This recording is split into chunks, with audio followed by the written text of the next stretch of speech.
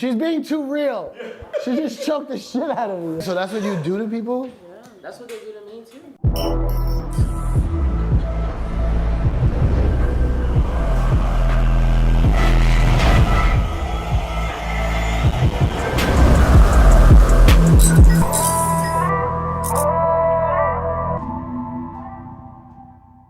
Give me the, matter of fact, just give me the, let's start from the top. Okay, I see. Who are you? If people don't know you, who are you? So my name is Valerie Loretta. Right. I know that part. Born and raised in Miami, Florida. I started with Taekwondo when I was 2 years old. You say it properly. Taekwondo. Yeah, because I say Taekwondo. I say that too. That's Korean martial arts, right? It's a Korean martial art, yes. And I'm a 4th degree master in Taekwondo. So that's why my fight name's like Master Valerie Loretta, is because I've done it my whole life. Really? But that's because my father had a school and he forced me to do it. I was forced to do it. My mom was pregnant with me doing her black belt test. So it's just a family. You were literally born into it. I was literally born into it. I had no option. My dad put me into it intensely. So I was an intense Taekwondo fighter. At the same time, I did ice skating, ballet, piano, art. I did everything. And at the end, I just mixed into this. Wait, hold on. You think your ballet and all that kind of stuff mixed into your fighting? I was a ballerina intensely for 12 years and Taekwondo at the same time. What? And I think ballet was the best foundation for boxing anybody could have. Really? A lot of good dancers are amazing boxers because it's all shoulder movement and foot coordination, you know? Wow, I never even thought of that. Because I heard like some football players take ballet. Really? To like, yeah, like. And the stretching. They try not to tell too many people. But I heard they take ballet for like the strength and like the balance. Man, so okay, so then you go into. So then. Well, other martial arts, I'm assuming, right? Did you do jiu-jitsu or anything else? Listen to my story. So I was in Taekwondo. This ain't Drink Champs, relax. I was on the Olympic route intensely. I really wanted to go to Olympics. That was always my dream, to be an Olympian in Taekwondo. And that was my family's whole focus. I was traveling all over the world. I fought in an Olympic qualifier. I fought in a world championship in Korea, actually, in Muju, and I lost. And there was something with Taekwondo. It's from Korea. No, man, it was the Olympics there, bro. And not just that, like the Taekwondo body structure, you have to be very tall, long legs, because it's all electronic point system. And I saw that when I would fight, I was always trying to finish, like round kick to like hurt or things like that. I always wanted to end it. And then MMA started getting popular and I still didn't like it. I was like, that's for savages, it's too brutal. I really didn't agree with it. Oh, so MMA life is different than like Olympic Taekwondo. Yeah, completely. More technical now. Completely. Taekwondo's technical, like there's knockouts, but not really. You know, there's no punching to the face, it's to the chest. It's very point system. And I'm not a point system fighter. Right. And my dad is very like strong, like he's brutal. Whatever. So then I saw MMA, I was like, I refuse to do that. And then one day I met someone who knows Yoel Romero. Do you know Yoel? Cuban. And he was fighting, and when I told us watch his fight at Duffy's. No, Yoel's. You got in a fight at Duffy's, you said? No, we went to watch his fight at Duffy's. We went to watch his fight at Duffy's, and there was just girls fighting in the prelims. And I just saw them for being recognized for being martial artists, and I had dedicated my whole life to that. And I just felt like goosebumps, and I was mad. Something about me was mad. The next day, I was like, I'm just gonna try jiu-jitsu for fun. And then I did it, and I fell in love with it, and from that day, I did not stop. Taekwondo helps you, jiu-jitsu, all that stuff, ballet, all mixed in. Everything. Everything helps you in MMA. It's my self-defense against yours. And I mix, I create combinations in my mind, and if this doesn't work, then I try to take down. If that doesn't work, I take you to the ground. If that doesn't work, I stand you back up. It's crazy. Yeah, stand you back up. Yeah, right? That didn't work? Come back up, let's do this. You want to be on the ground, you tell the ref, hey, One time, get him up. And he gets up. One time, there's a famous story. You know who the Wu-Tang Clan is? Yes. There's a famous story of this promoter, I think it was in Chicago, didn't have all their money. And they put him down to the ground. And then the famous part of the story is that they then picked him back up, wiped him off, and was like, you okay now? Okay, so you good? You got the money? So it's the same thing. MMA. Yeah, they were doing MMA. That's the concept of mixed martial arts. Man, so okay. And it's getting very popular. I don't know if you noticed. It's the and fastest the women, growing sport. I think is the best fights to watch are the women. The thing with women is that we're feisty. You know, we're more aggressive. Men are very like passive. We're more like, ha, ha, ha, you know? Yeah. And there's different weight classes. I fight 125. And even for that, I'm short because I'm 5'3" and the girls are like 5'6", but just skinny and tall. And I'm smaller and like stronger, you know? Yeah. But that's a wrestling base, and wrestling is the most important part of MMA. Wrestling is the most important part. Most important part. Because it's all the submission at the end of the day. Yeah. It's No, but also wrestling is defending and getting taken down, or taking you down. right. You know? And then from there it turns into jiu-jitsu, grappling, you know? But you always start a I fight don't wanna on ever your know. feet. I don't want to ever know. No, it's hard. To get into the cage, you have to be different. Like, there's something about you that's different if you're able to see them close that and accept the fact that someone's gonna try to kill you. Because at the end of the day, that's what it is. The ref is there to hold them from doing that. kill you, Yeah. but they are trying to. Yeah, that's why you see when you're choked, a lot of guys don't tap it. You see him sleep, and the ref right away wakes him up and like moves his arm, and you're limbs. You ever train with dudes? Yeah, but like 125ers like me, you know? And training with a man is different than training with a woman. It's a different type of strength, you know? That's why I train at where I train, because they have a lot of bodies for me to use, and that's how I get better. This is not an appropriate question, but in the streets, if it goes down, you got my back. Like, you can handle some shit. You better drink some more Monster if it goes down. Sort Like of. what? Have you ever? Legally, you can't you? Legally, are you able? So legally, having a black belt, like, you're a lethal weapon, you know? Your legs are weapon and stuff. But when it comes to self-defense, you have to defend yourself. Okay, you and me go on a date. I know, hypothetical. I know, hypothetical. Just imagine it for a minute. We go on a date, we go get some, I don't know, what's a good restaurant in Miami? I mean, whatever. Go to a Cuban restaurant. Go to Yeah, we go there. Oh, it's delicious. And some guys outside are acting up, and they start messing with you, and then they give me a little shove. I mean, I'm not a good fighter. You know what I'm saying? Like, if you end up kicking their ass, are you then look down on me? Like, No. That sounded like a pathetic no. No, poor thing. When you call her the next morning, she doesn't pick up anymore. But honestly, like, I've never had a physical confrontation outside of the sport, because I'm, like, when I go out, like, I don't like anybody to know what I do. It's like my secret, not secret, but it's weapon. like my, like, talent that people don't know. I think about MMA for me like a beauty pageant. For as weird as it sounds, you know, you have your fight week, your meet up, and the day you have to show your talent is the day of the fight, you know, and you prepare 2 months for that. Like anything in the world, like football, they have their training camp, like things like that. So you prepare 10 weeks, you lose the weight, you have media week, and you fight, and that's your show. That's your time to shine. Yeah. And hope that you don't come out. Yeah, but you're gonna where I don't know anything about like the ranks or titles. Like, are you like? So I'm ranked number 9 right now. Really? Yeah. Top 10. Yeah, top 10. And part of my ignorance, if I don't know what I'm talking about, are you getting like more popular? Like, do you get recognized more and stuff? Yeah. So last year I had a viral moment. I don't know if you saw it, but I had a viral moment too. I had COVID. oh, You had COVID? I had COVID That went too. viral?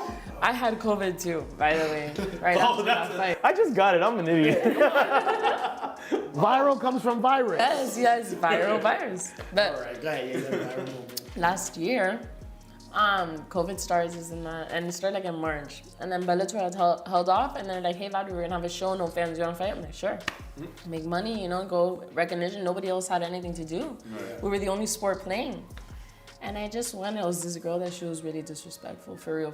Like, she was disrespecting me in the sense, like, saying that I can't be a woman and do TikToks and be a fighter and, like, all of this. When at the end of the day, I just do this to show that you could be feminine and you could be good in your sport. You know, you don't have to have a certain stereotype. I was raised differently, you know? So that's my goal. But besides that, I went to fight, and I really had a lot of resentment for this girl. And I knocked her out, whatever. But I knocked her out with a hook, but that wasn't what went viral. What went viral was my Cuban dance after, because I walked out to La Negra Tiene Tumbado from Celia Cruz. I'm like, I can't go, whatever. And I just started doing salsa. And when I looked, it was like viral. I went up 600,000 followers overnight, like this. Knocked her out. Yes, I knocked her out, and then I started salsa. But my mentality for that was, she criticized so much my TikToks and being feminine and stuff. I just knocked her out. I'm gonna make a TikTok right next to her like that. But they didn't have the music, so I had to improvise. And then Damn, she made it to your TikTok. yeah, because I'm aggressive. Like, I know you don't see me like that now, but I really transform when against the cage, and I think I that's get my it. superpower. That's how, I mean, I don't want to compare myself to you at all, but I'm like a cool, laid back, chill guy, but then when I DJ, it's like a switch. That's your martial art? But it's true. Switch goes off. No, And I go it's true. crazy. And I beat people up with the music. Have you done martial arts ever? Okay, no, but I've had this dream, I don't know, I always wanted to do Kung Fu, right? Okay. Always wanted to do Watching it. the movies on Sundays? Yeah, a little bit, but also like I really like respected like when people talk about, yeah, Bruce Lee and even when RZA talks about Kung Fu, like the discipline of it and the way it seems to like channel energy and all that, right? So I went like, I went like 3 or 4 times in my life to the Shaolin Temple in New York. And I always wanted to do it. I got the brochure, I went, I signed up. You went to a summer camp? Class schedule. I got the class schedule. Uniform. I didn't buy the uniform, I was supposed to get it. No, nunchucks. Did you shave your head? Did you shave your head? You went in and said, I'm ready, master. You guys are mocking me. You know better. No, I went and I signed up, and then it was like always like when I was on the radio, the time wouldn't work. And then when I was on the road, the timing wouldn't work. And then I had kids, and every time I went to go sign up and it didn't work, and now I'm like, nah, I can't do it now. Oh. I'm too old now. No, you're not. I can't be in there. I think you should do it. Here's another problem I have with martial arts. I can't stand all the bare feet. What? Oh, you're one of those guys? I can't be in there with a bunch of dudes with just kicking feet in my face. Maybe that's the reason why you start blocking them. So funny. Put that in your mind. You know, my whole life I've been barefoot on a mat, and it's funny you bring that up because the other day I was like, I could do anything barefooted. Like I'd rather run, I'd rather do everything barefooted because I've been my whole life on the mat, my whole life. Yeah, hold on, you've been on the mat. I always try to wear socks on the mat, and then they're like, You can't do that. You're in a You need to buy those socks for like the trampoline place. Oh, the ones with the grip on the bottom. I Yeah. wear socks with yoga. I just keep falling. And stuff. That's funny. So look, I'm gonna tell you my martial arts story, which is terrible, and it goes kind of with the Taekwondo stuff. Is I did karate as a kid, wanting to be a ninja. That's all I ever wanted to be. I grew up on G.I. Joe, Storm Shadow, and Snake Eyes. for real. So I was dead ass to be a ninja. So I did karate because that was Japanese martial arts, and that's what the ninjas did. So then my parents divorced. We couldn't afford karate classes, so I go to this free Taekwondo class. I'm not saying it the way you say it, the correct way. Little did I'm here, and then the Karate Kid comes out. What does the Karate Kid wear?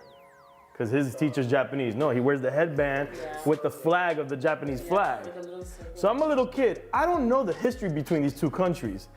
I go to this free Taekwondo class thinking I'm continuing my martial arts career here. And I'm like, yeah, and I wear my bandana. Japanese one? The Japanese joint. I go. Bro, this instructor, he came up to me screaming in my ear, put me on my knees, took the thing off, threw it on the ground, stepped on it, spit on it. I'm like trying to hold my tears back because there's a whole class. And then he's like, get out of my sight. Wow. That was the end of Taekwondo. And then he left. I took the class. The fuck that class, man. I would have loved to have stayed in karate and not have to deal with that part of it, but Very traumatic yeah. situation. Yeah, it's safe to say I never became a ninja. Not a Japanese one or a Korean one. Oh, I'm very sorry you guys had bad martial art experiences, I but really, it's not all like that. I really, really, really respect it, and I wish I could do it. Maybe one day. I need someone to fight.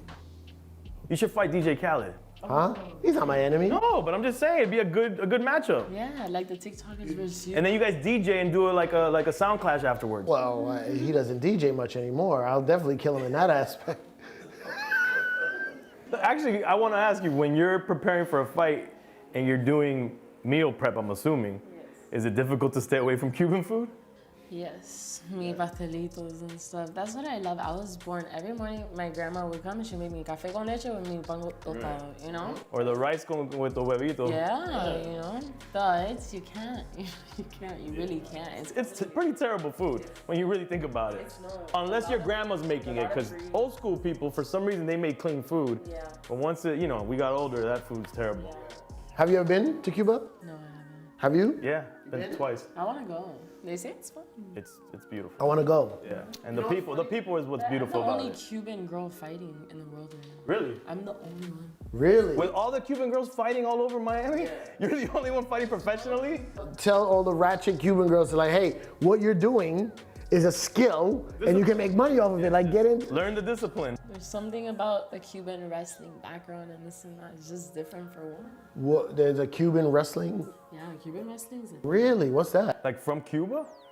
Cuban wrestling is a certain style. There's certain things they do that you could label that that's Cuban wrestling. Cuban style wrestling. Wow. And it goes back to Cuba though, that originally, like, Over there. not some guy in Hialeah is like, this is Cuban wrestling. No, this goes back in Cuba, and over there, like their athletes are very good. They just don't have the resources, to really make it out of there. Like those people, you go over there for a training camp, you will get killed. They're amazing athletes, very young, a lot of potential, and very hard training, like brutal. Yeah, you know? I mean, that's all they do. Yeah. That's all they do. En la escuela, la universidad, allá de. You know what I love about any like fights or like, we get fights and anything in that fighting world, the walkout music. It seems like to pick the right song to represent. Because I DJ'd a fight once, but it was small. Yeah, it was like it was for Rock Nation. It was like they had like, I guess there's like underground boxing before it goes to like the big. So like all the fighters had like very specific music, and they would like play it from this part because they walk out. It's like a show. So what do you like to walk out to? So my first fight, I walked out to the original Rocky, like I know super mainstream, but no, it was the Overture. You know what I'm talking about? Like the original classic. And it was epic. It was like dun dun dun dun dun dun dun. I was like, and that was in the Mohegan Sun.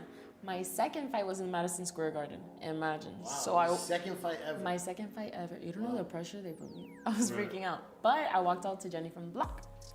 Yes, because we're in New York, the Bronx, so they were super cute. Who has walked out to Jenny from the Block? Only Battery. And then my third fight, I walked out to Celia Cruz, La Negra Tiene Tumbao, which was incredible to me because that's my culture. I felt like everybody in Miami was watching me, supporting me. I'm the only girl that they're behind. So I loved the families, like after I see the text stories, all the families dancing with me and stuff, and I walk out and I salsa and everything, and then I take off my dobak, because I walk out with my uniform, and then I get ready to fight, But that mentally just prepares me, like, I have all these people from my culture watching me, and I was chosen to represent us. And then my last fight, I walked out to Gloria Stefan Conga. See, I like you're all over the place. So you're what we call, like if we were to make we're gonna do your next fight for training, we're gonna do a Cypher Sounds DJ EFN fight mixtape. But you're in like an open format zone. You're not one thing. You can pick 4 tracks, I'll pick 4 tracks. For her? Yeah. Okay. Suavemente. Oh my God. Can I explain? Can I finish? Can I finish? I have Suavemente, a remix that gets real hype and it turns into a trap beat. So it's like Suavemente, so she can practice. It's for speed. It's for this. Okay. Then I would do Elephant Man. Have you been hearing the songs that she likes? I'm getting to it. Watch me get to it. I tell you, I don't do typical.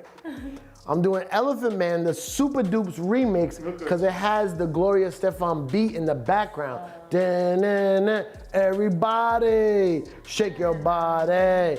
Run it to the beat. And then Elephant Man's like, row the boat, mad guitar, do all the dances, you know what I mean? So you got all the reggae dances mixed in. Maybe that one. I like that. Oh, maybe in a K-pop song. We throw in a K. Oh, what, to go with the taekwondo? Taekwondo. Yeah, it'll go. Oh, you like their fighting, but you don't like their music. Wow. I never said I was Korean. I know, but the K-pop is worldwide now. Oh, shit. What would you choose? Yeah, my selection for your mixtapes, which are gonna be boring, are Cypress Hill, If I Could Just Kill a Man. Have you ever heard of that record? Oh, she should. And they happen to be Cuban. Oh. They're from LA, they happen to be Cuban, so there's some relation I like there. that. Then let me think. But they walk backwards in the video, so you should walk backwards into the ring. He'll be the coordinator. Yeah, no, you're like the producer. I am. The choreographer. Then we gotta go Redman, Time for Some Action. Okay. Come on, that's a great one. Great one. And it's a good DJ. Because the sample from Time for Some Action is from How I Can Just Kill a Man. I mean, I played that all the time, so that's my mix already in my head. Celia Guantanamera. Guantanamera, yeah. And The trap version. No, man, the regular version. No. Some original, I'll come in with the and then you're next to me in the other turntable. You gotta put the and you 808. remix it. You gotta put the boom. And let's see the last one. Oh man, that Colombian artist. No Le Pega La Negra, what's that record called? I love that record. That's one of my favorite records of all time. What is it? What song? I don't know what the actual name of the song is. But I know exactly what you're talking about. She's way more excited about your list. You'll fight anybody. My weight. Yeah, in your weight. But I'm saying like My weight. I'll fight it. you won't. There's nobody you'll stay away from. Like whoever. Well, I'm not gonna. There's girls that are tough. There's girls that have been doing this for a lot longer than me. There's girls that are more experienced than me. You know, I chose for the world to see my development from a young age in this sport, and I put myself in that position.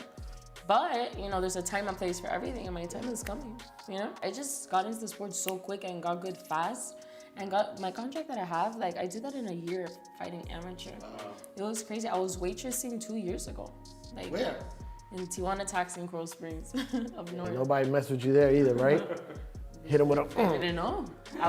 They didn't know. Hey, what's up, cutie? Bam! He's like, oh. But yeah. 2 years ago, I was there. I did amateur. I did a viral fight as an amateur, and then Bellator offered me the best contract out of everybody. They picked me up. They gave me a bonus. I was like, wow. And that was it. Man, you're awesome. That's great. You're awesome. Take it. Congrats Take on these everything. flowers. Thank you. She's awesome. Tell her she's awesome. Oh, she's amazing. Thank you. You're awesome. And she's Cuban. You're awesome. She's Cuban, B. Right, we got the Cuban part. That's been established.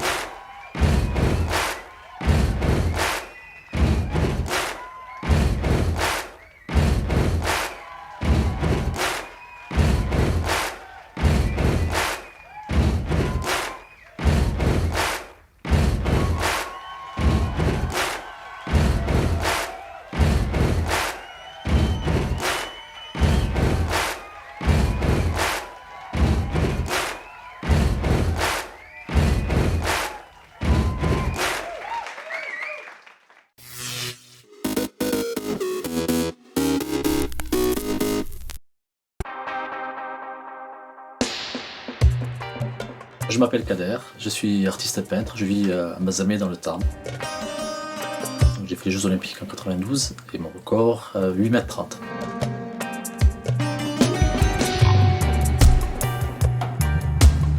Alors moi j'ai pratiqué le sport et la peinture en même temps. En fait, comme deux moyens d'expression, j'avais vraiment besoin de ces deux moyens d'expression pour vraiment m'exprimer. Donc je suis fasciné vraiment lorsque je vois des sportifs qui maîtrisent la glisse, qui maîtrisent cet équilibre, sur des choses que je n'ai pas. Et donc ça, je trouve que c'est très très inspirant. J'ai voulu les mettre en mouvement en fait, pour symboliser la fête olympique, la flamme, le feu et puis quelque chose de pétillant. J'essaie de me mettre donc à la place du personnage que je vais traiter. Donc j'essaie de vivre le moment de ce qu'il vit vraiment. Et comme ma peinture est à la limite entre l'abstrait et le figuratif, c'est-à-dire que je n'ai pas besoin de faire les doigts, ni le nez, ni les yeux, ni quoi que ce soit. Donc lorsque le bras, par exemple, il est dans un virage, eh bien, je vais accentuer le trait. Et donc ça va donner cet effet de mouvement, de vitesse. Alors je pense que la compétition, elle amène justement à ce dépassement de soi. Donc c'est quand même important, ça aide. Mais je pense que philosophiquement, j'ai toujours voulu en fait donner le meilleur de moi-même. Plutôt que de chercher la victoire sur les autres, c'est surtout sur moi-même que j'ai cherché la victoire. Et en peinture, effectivement, lorsqu'on on peint ou on crée, on essaie toujours de donner le meilleur de soi.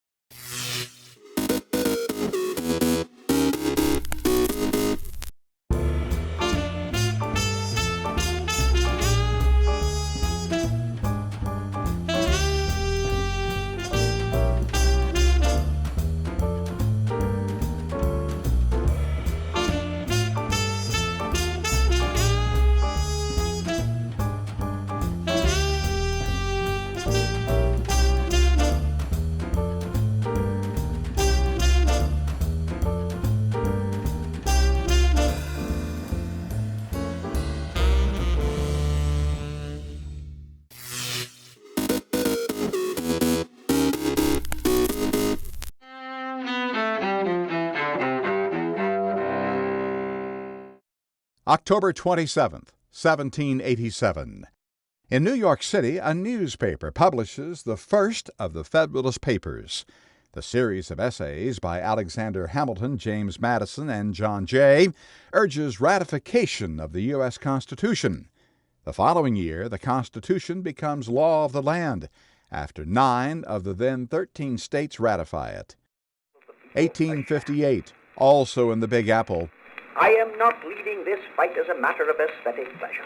I am leading because somebody must lead, or else the fight would not be made at all. President Theodore Roosevelt is born. The charismatic Rough Rider and his progressive policies helped shape the modern presidency. 1978. And the winners of the Nobel Peace Prize for this year are Egypt's President Anwar Sadat and Israel's Prime Minister Menachem Begin. Sadat and Begin share the honor for their progress toward achieving a Mideast peace accord. 1939. This parrot is no more. He has ceased to be. John Cleese, actor and comedian, is born in Britain. He's best known as a member of the Monty Python comedy group, the TV series Fawlty Towers, and the movie A Fish Called Wanda. And 2004. We waited a long time for this, and it's about time it's here. Well deserved. Go Red Sox, 2004 World Series champions! A baseball curse is finally broken as the Boston Red Sox win their first World Series since 1918. They sweep the St. Louis Cardinals with a 3-0 shutout in Game 4. Today in history, October 27th. Ross Simpson, The Associated Press.